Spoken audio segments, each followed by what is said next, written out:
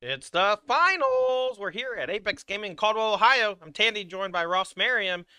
Say hi, Ross. Hi, Russ. And we got one match left, and this one's for all the marbles. Well, some marbles. Some prizes here, some prizes there, some qualifications Yeah, here, some qualifications there. it's for precisely no marbles, but it's for a lot Huh, more than marbles. but A it's lot of not. money, qualifications, these nice playmats, some cool Ultimate Guard swag. We got some Cortex sleeves here, some Ton deck of boxes, sleeve. ton of sleeves. Oh, Yeah. yeah.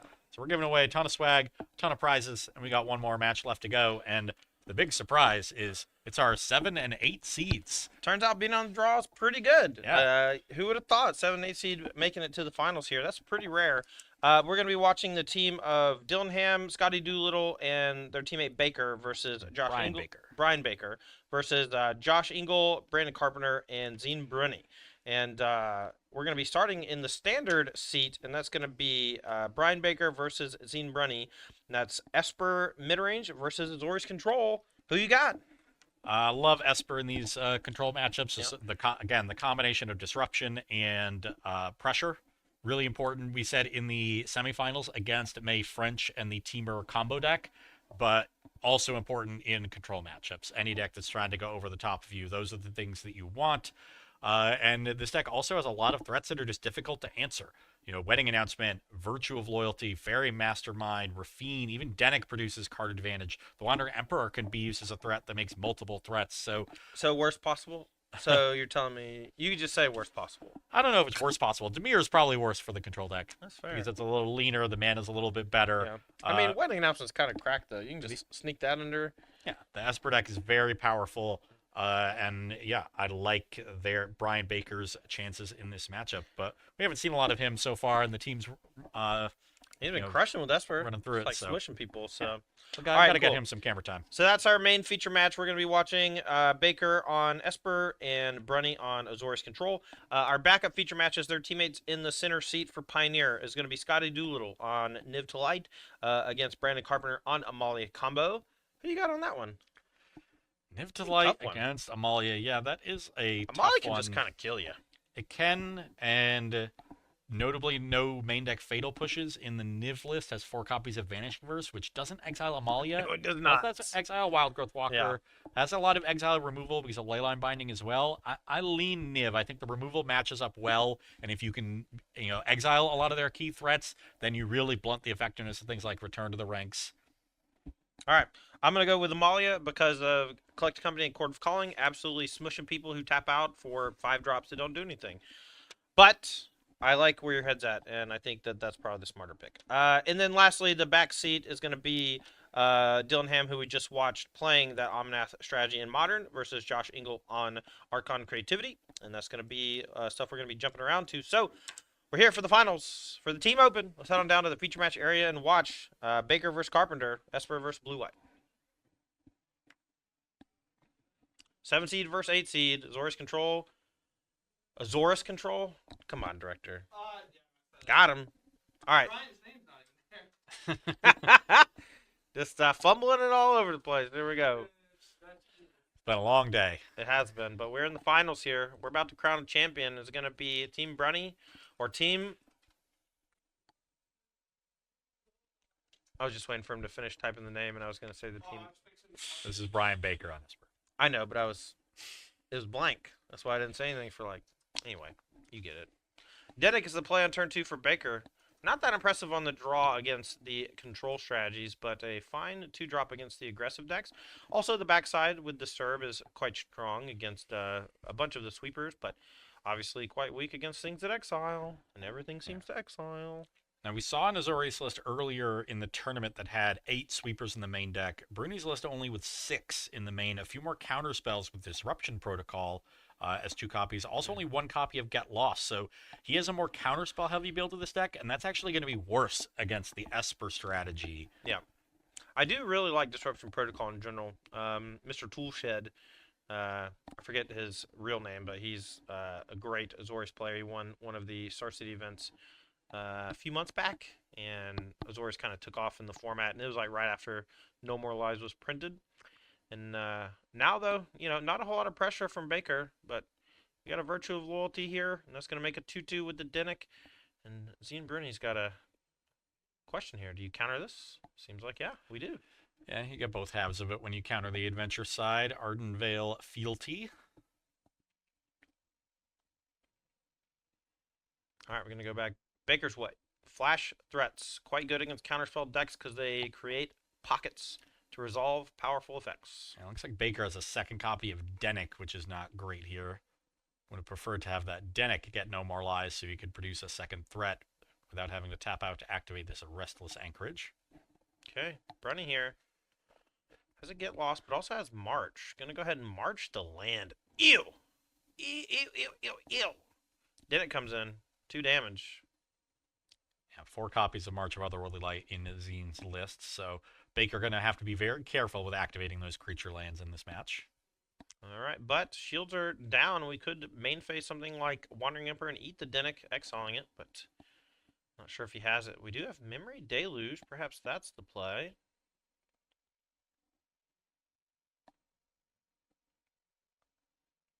Looks like Mirrex. Not planning on making any tokens anytime soon, I don't believe, but lands a land. Just Wandering Ember for Baker, though. Ooh.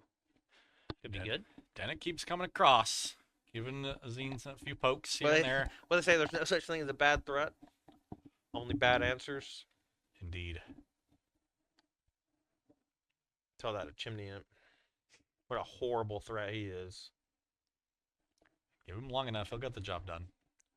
I was out here drafting Chimney Imps 21 years ago, thinking to myself, what is this guy doing here?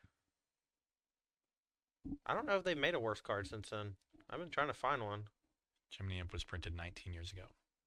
2003. Pretty sure. Mirrodin? Was it Sorry, 2004? 20 years ago.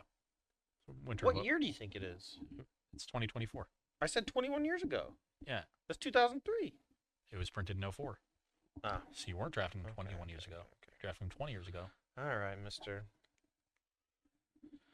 So it looks like we are getting aggressive with the mites.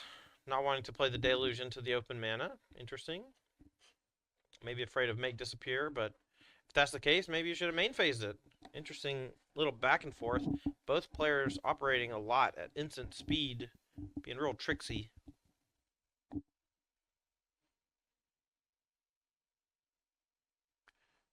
Denick come across again. What if we just did this 10 times? Yeah, but this 10 times might actually be worse than Mirrex mites.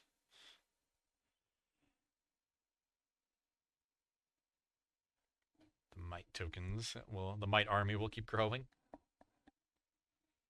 All right, well, looks like now instead of making a Mirrex, we're going to use our mana more efficiently. We're going to start with Memory Deluge. Nope, I'm wrong. It's mites. It's Mite o'clock. Yep.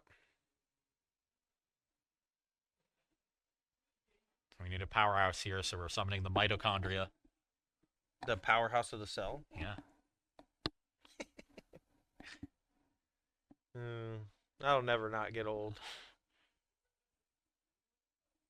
All right. Attack with the mites. You don't really care if they die, right? Who cares? Throw them away. Yeah, spend resources, please. Looks like a Wandering Emperor in Brian Baker's hand, so could exile one of these mites. Could also make a 2/2 with another copy of Ardenvale Fealty. Well, it looks like we're going to go for a Wandering Emperor. This is tapping out, leaving the shields down, and Brenny's got a lot of mana up. Curious how he's going to punish this, or if he can. I know there's a Deluge.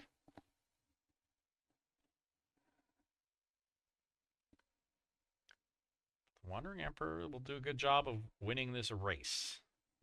Yeah, I agree.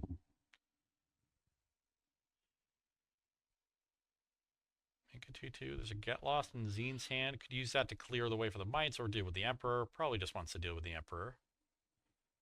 So used to like the infect style creatures dealing, lasting damage, infect damage. Ooh. Felt weird there, but here's a Sunfall. We're gonna exile all the creatures and make a incubator token that's got 3 on it. And we can fire it up. We can also Get Lost the Wandering Emperor. So clears the board, and now we're gonna go back Baker's Way. See if we can rebuild. Yeah, but now Bruni on empty, basically, outside of the... Oh, but we have the Deluge. So next turn we can reload with that, and you've got the 3/3. Okay. Solid position. How can Baker reload? Got a grip full. 2 map tokens. No targets yet, but Dennick in hand. Couple of black creatures there. I'm not sure what they are. I don't think they're bats. One of them is a bat, though. That's very bad for Brunny.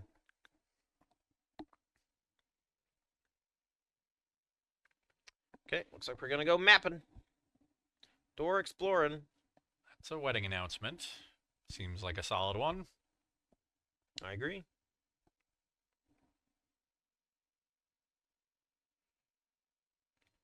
I think we got some 2-man interaction in hand. There's some weird looking card in Baker's hand. He's got 2 of them. I think it's a go for the throat. Yeah? Oh, I think you're right. I think they had a cool one from Warhammer, and that's why it's throwing me off. Yeah, some poopy removal. Burning a hole in Baker's hand, especially because it's not even going to deal with the token. That's true. It can deal with the Restless Anchorage, though, which could be a little problematic later on blocking.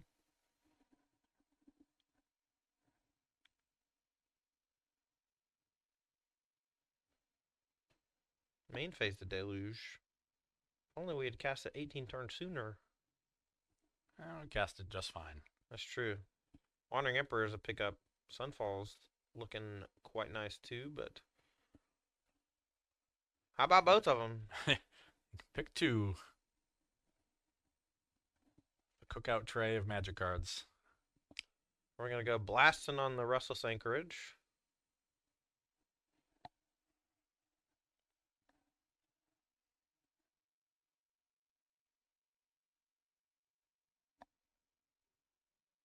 All right, finds the basic plains. Now the question is, do we have a land or anything to do with this?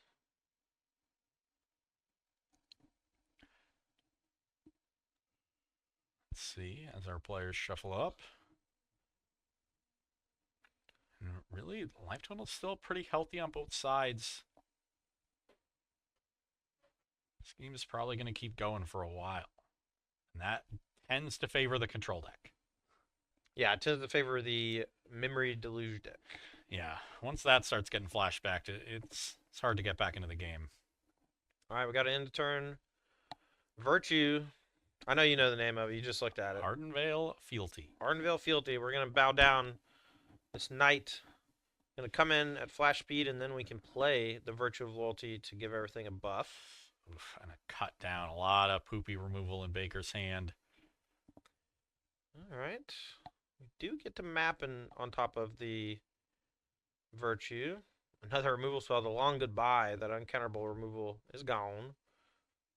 Swinging in for 6. Running down to 6. Needs a sweeper, but we know he's got Sunfall. Yeah. And Virtue is an easy card to cast here to press this advantage without overextending into a sweeper. Yeah, the sweeper is good enough, though. Yeah, especially because it's an exile sweeper, so the Dennick can't come back. It makes another blocker, so ground creatures don't do as much, thanks to the Incubator token.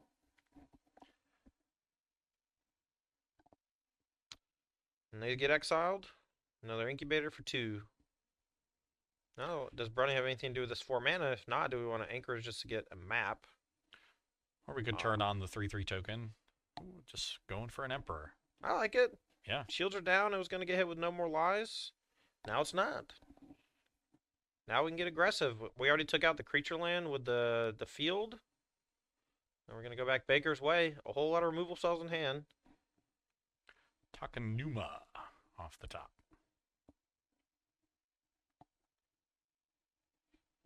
Takenuma can get back Planeswalkers, right? Yes. Nice. Wandering Emperor is, I think, the only relevant card in Baker's graveyard. Everything else got exiled. But even a Wandering Emperor here isn't doing a whole lot, especially because it's going to take 2 turns to enter. Well, we can channel Takenuma and bust up one of these tokens with Cut Down or Go for the Throat, so we can kind of stem the bleeding. Yeah, I'm going to want to go for the throat this Knight token. Save Cut Down for the 2/2 artifact. Incubator. Yep. Gonna make another 2/2.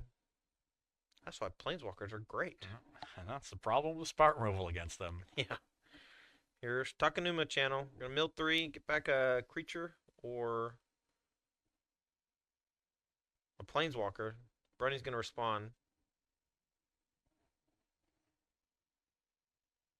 Alright, looks like we're deluging, lining up 7.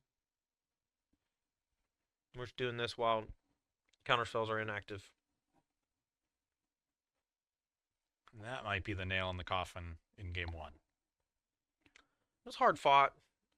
And it seems like Brian's winning because his life total is so high, but in actuality, we're just miles away from being able to deal 6 damage. Yeah, just drew a few too many of his weak cards and not ways to get rid of them. There was never a Rafine to start looting through the deck. Also, both players played it really slow in the early turns. No one really wanting to apply too much pressure, and no one really wanting to fall into the trap. Well, we found an Alcazats. What does Alcazats do? It makes them discard. I know what it does, but I'm saying, like, is that a chance to come back? Cut down plus Alcazats? Probably not. It does fly. But Bernie's going to have an answer. You never know. 4/4 is big. Also, it's one of those cards that even when you kill it, it comes back sometimes. It's just about having to exile it, but as we know, the Azorius deck has plenty of ways, and it looks like Brian Baker agrees with you. Gonna go back and get Wandering Emperor. Yeah, needs a Planeswalker of his own to try to fight this battle. I think that's a 3rd go for the throat. Oof. Yeah. Big oof. Now the question is, do you main phase the Emperor token so that it gets a +1/+1 counter on it from the Virtue? I think the answer is probably yes. Starting with a Go for a Throat, see if this resolves, I suppose. No more lies counters the Wandering Emperor no matter what. No reason for Zine to care about poopy tokens when he's popping them out with the Wandering Emperor and drawing a bunch of cards. Just let your opponent waste their resources. Not waste, but drain their resources. Yeah. And Brunny is in no rush to win this game. Doesn't want to flip the incubators and have them be vulnerable to a follow-up sweeper. Wants Brian Baker to kind of walk the dog right into his trap if he has another sweeper. Meticulous Archive the draw. We're going to surveil one. Looks like we have a Deduce and maybe another Memory Deluge. That in tandem with that Wandering Emperor looks pretty decent here.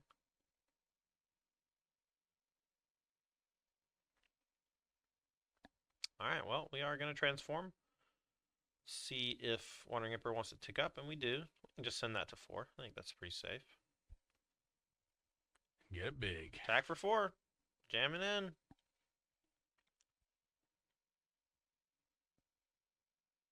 Baker not going to fire off the Wandering Emperor. Doesn't want to get hit with no more lies. Trying to play around that as best as possible, but Restless Anchorage coming in tapped here makes that a bit more difficult. And neither of the removal spells in his hand can even answer this 4/4 artifact creature. Here's Deduce. Drawing a card and making a clue. Just keep piling on that card advantage. A McVitie token spotted. The man. The myth. Dude, McVitie's so good. The legend. He did, like, the lion's share of the work on Boros Convoke. Holy crap. That deck's so good in Pioneer. Anyway. Great player. Like Tom Ross-esque in playing aggressive decks. Adhikar wastes the land.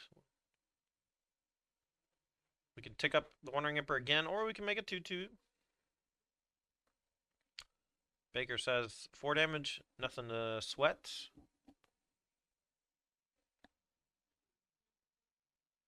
And we are getting aggressive. We're going to keep making 2/2s. Love it. Yeah.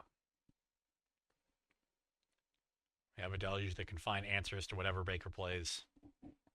And a million mana. Okay. Once again, don't care about any of these spot removal spells. Yeah. Go for the road trades for -1. That bat is way too late. I mean, it is going to bait this disruption protocol more than likely. A little disappointed he didn't yell bat, but okay. Whoa.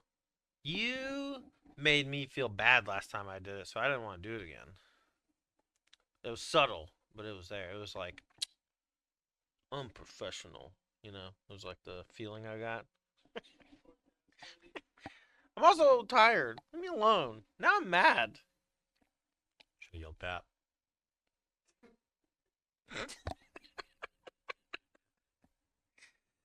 All right, deluge resolves. Yeah, found a No More Lies and then March. All right, Probably garbage like- time? Or no? Hmm. Too deep?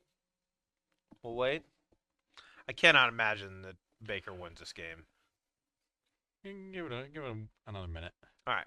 Baker's gonna get to see Bruni's hand, but no card is ever gonna leave it. Baker might concede after seeing the hand, if I'm being real. That disruption protocol is like lights out. Yeah.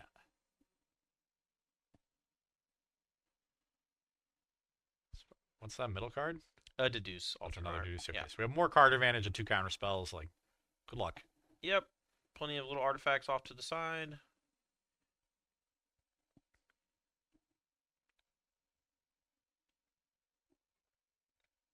Ooh, gonna fire up the anchorage. No removal spell at the ready. Might be a nice little spot to kill the Wandering Emperor. Although we have Restless Anchorage on our side. But I guess it's cut down a clock. So you can activate the anchorage, then Baker can go to cut down before blocks. Bruni can no more lies it, but then doesn't have the land untapped to block. True. Okay. Putting up a good fight here. No more lies, Okay, and then well- Wandering Emperor down. We finessed the Wandering Emperor off the battlefield. That's not bad. I might have not even bothered countering that thing. That Restless Anchorage is worth so little. And we got another hard counter spell. The No More Lies is not very effective at this point. Well, Virtue of Loyalty pumping the Restless Anchorage, though, that is kind of scary. Is there another Deluge in the graveyard? Does Bruni actually need to go find an answer here?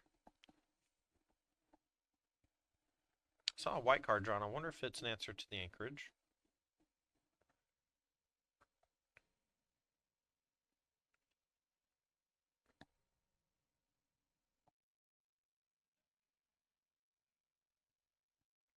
Bruni feeling really comfortable here. Looks like we're going to be animating multiple anchorages to attack.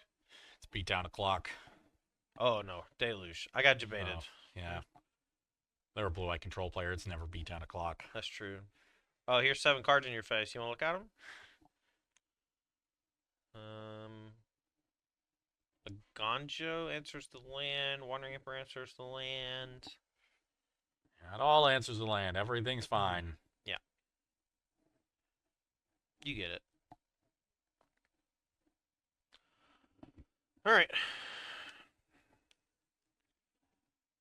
Take some answers. Attack for 4.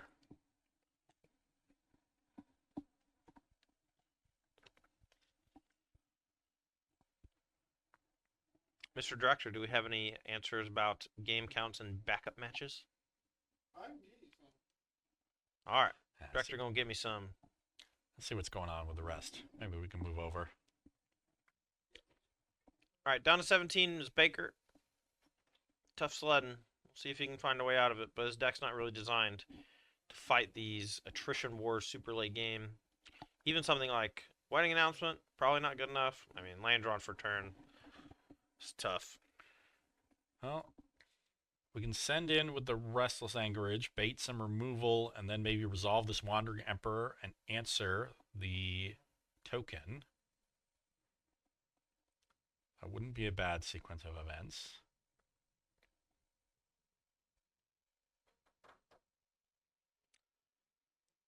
We got the bug again. Life total just reset. Oh well. Okay, looks like we're in game 3 in our Pioneer match. Okay, what else? The modern game, Dylan is down 1 game and they're just starting. Okay. So we got a game 3 going on in Pioneer. You said they're in the middle of it? It's actively going on. Why don't we move over to Ham if they're just starting game 2? All right, I like it. Ham versus Engel. Omnath versus Creativity. Ham down a game. Creativity must have squanched him with some, I don't It's know, a tough matchup for Ham. Archons. The Creativity deck just sort of goes over the top of what you're doing with all the Archons. Mm-hmm. Taking a look at sideboards, there's the third Boseiju, a Celestial Purge, 2 Endurance, 2 Force of Vigor, 2 Hallowed Moonlight. That is a nice one. The Kahira Companion, a Mystical Dispute, a Pick Your Poison, 2 Subtlety, and 2 Veil of Summer. Yeah, really, the Hallowed Moonlight is the star there. Probably will bring in Celestial Purge because, mainly because it deals with Ren at 6, not to deal with Archon. You want to just stop that one from entering the battlefield entirely, but answering Ren at 6 is important, and Fable. At the other sideboard from our creativity player, there's 2 Alpine Moon, a Brotherhood's End, an Elishnorn Grand Cenobite, 3 Pick Your Poison, a Stern Scolding, a Strike It Rich, 3 Surgical Extraction, a Terastodon, and 2 Veil of Summer. Honestly, this might be a same 60 situation. Okay. I mean, Veil of Summer's okay. Dillinham's got a lot of it does have counter magic. Does have 4 counter spells, and I think that's it. Unknown list, right? Maybe saw counterspell game 1 is just like, well, Veil of Summer comes in as counterspell. Maybe. Yeah, maybe. And it could be fine. We're gonna fetch. Just know we have moved over to modern now, so if the power level of cards spikes uncontrollably, you know why? Ingle here, gonna fetch Getmir Garden. We're gonna see if we have Ren and 6 or something on 2 to really start hammering Dylan on the card advantage front. So it's gonna be an attrition war more than likely. Yeah, these always are. And Archon is very good in those kinds of games. Nice little addition. 2 copies of Deduce in Josh Engel's list. Cool little way to make an early artifact for your creativities. Mm-hmm. I love Deduce, man. I've been playing Deduce Creativity and Pioneer a bunch. Going to get Gear Hulks, doing the Magma Opus thing. It's quite fun. Oof. Here's the Ren. It gets purged, but it does get a land back. And I know Josh Engel's got another land in hand, actually. So, very fine, I bet. Trading Celestial Purge for a Ren with a backup one. And Ham here doesn't have any red mana, so has 2 copies of Ren and 6 and a Lightning Bolt in hand, but they're all uncastable. Does not bode well for his chances. We'll see if he's able to get out of it. Fable, the Mirror Breaker for Josh Engel, and now going to threaten creativity basically every turn for the rest of the game. And Ham's got to have the answer every time. There's the red source. We can bolt the Goblin Shaman now or play a Ren. Ooh, has a One Ring. Yeah, One Ring's pretty good against the creativity stuff because it stops the Archons from targeting you for a turn. And so they just kind of whiff. So now next turn we can play Ren into a fetch for another red source. Bolt. Hold up Reprieve. And hold up. Oh, you're talking about Ham, sorry. Yeah, and then Ham can hold up a counterspell from there. Yeah, this turn from Engel, though, looks like we're pitching 2, and we're going to go Ren and 6 plus Reprieve. Hold up. Sounds pretty good. Yeah, sounds good. Make a treasure with that Goblin Shaman, even though the One Ring will stop it from dealing any damage in combat. Discards 2 lands, holds on to the Bolt. I like it because we just have access to a bunch of lands and treasures from Ren and 6 and the Goblin. And it's always a frustrating part when you draw Ren and 6, but then keep drawing lands out the top. Oh, yeah. So, Fable the Mirror Breaker. Let's turn those lands into some spells, please. Here is the man, the tree, the legend. Ren 6. 2-cost Planeswalker. You know, they only ever made 2-cost Planeswalkers. Do you know the other one? There is Tybalt the Fiend Blooded. Sure and we've is. got a 2-mana Jace coming that was legal today. Sure. Oh, it is, yeah. Nice. Good call. Bit of an awkward sequence, though, for Engel. Tapped that Sacred Foundry. I don't see another untapped white source in the deck if he wants to cast that Reprieve this turn.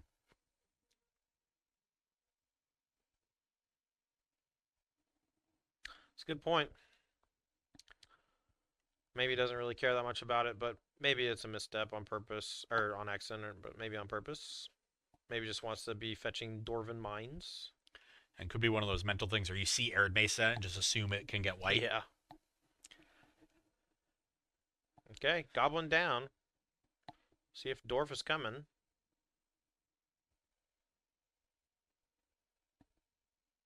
This might be a race to Remblem.